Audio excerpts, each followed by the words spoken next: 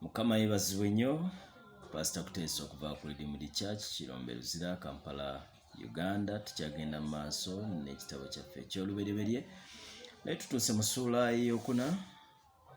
Lunyiriri olusooka lugamba nti Adamu n'amanya Kaawa mukazi we. N'abeera olubuto n'azaala Kayini, n'ayogera nti mpeereddwa omusajja eri Mukama.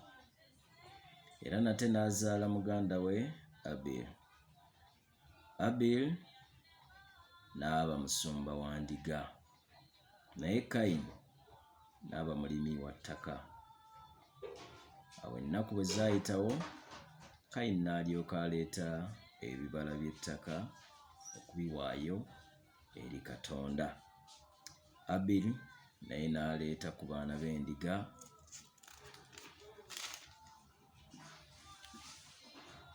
ze ababereberye amasavu gaazo.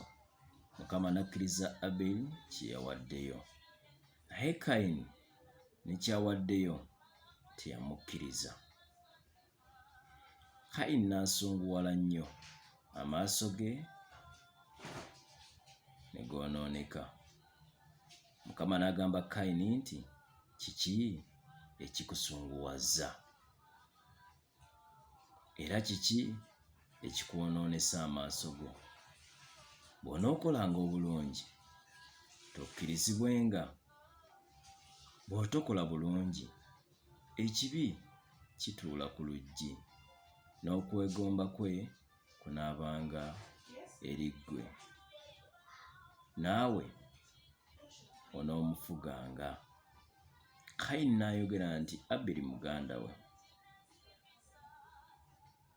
Awo bwe baalinga bali mu nnimiro, Kayini n'alyoka agolokokera ku Aberi muganda we n'amutta.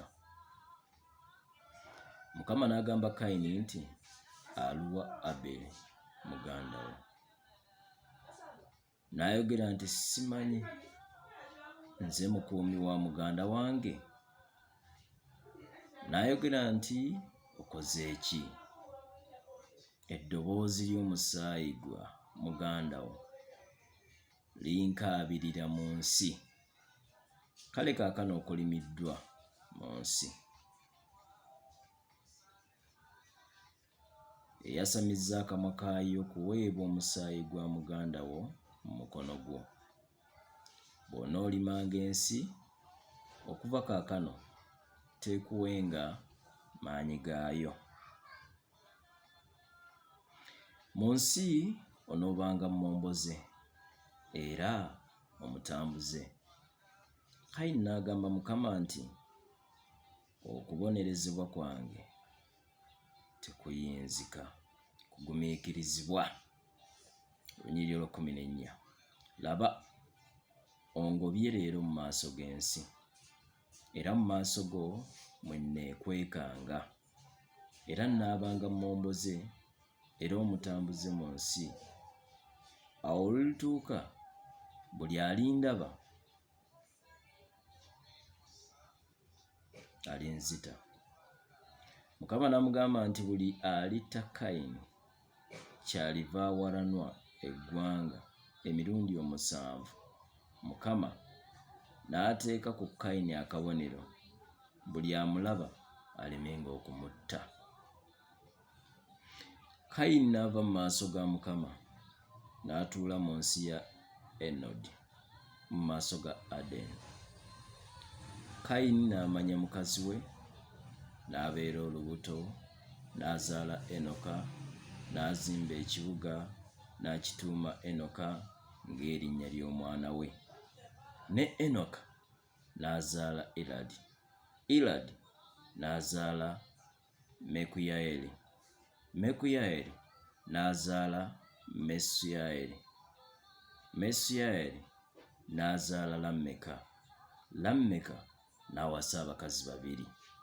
Ow'olubereberye erinnya lye Ada, n'owookubiri erinnya lye Zera. Ada n'azaala Yabali, oyo ye kitaabwe w'abo abaatuula mu weema nga balonda. N'erinnya lya muganda wa Yubali oyo ye kitaabwe waabo abaakuba ennanga n'omulere. Nate Zira n'azaala Tubalukayini, omuweesi wa buli ekisaala eky'ekikomo n'eky'ekyuma, ne mwannyina Tubalukayini ye Naama. Lameka n'agamba bakazi be nti, Ada ne Zira, muwulire eddoboozi lyange. Mwe abakazi ba Lameka, muwulire ekigambo kyange. Kubanga natta omusajja kubanga yanfumita nze, era omuvubuka kubanga yambetenta nze. Obanga Kayini aliwalanirwa eggwanga emirundi 7, Lameka aliwalanirwa emirundi 77. Adamu n'amanya nate mukazi we, n'azaala omwana ow'obulenzi n'amutuuma erinnya lye Seezi, kubanga Katonda yandagirira ezzadde eddala okuba mu kifo kya Aberi, kubanga Kayini yamutta. Seezi naye n'azaala omwana ow'obulenzi n'amutuuma erinnya lye Enosi. Mu biro ebyo mwe baasookera okusabanga erinnya lya Mukama. Mukama akumpeera omukisa. Tujja kuddamu mu ssuula ey'okutaano.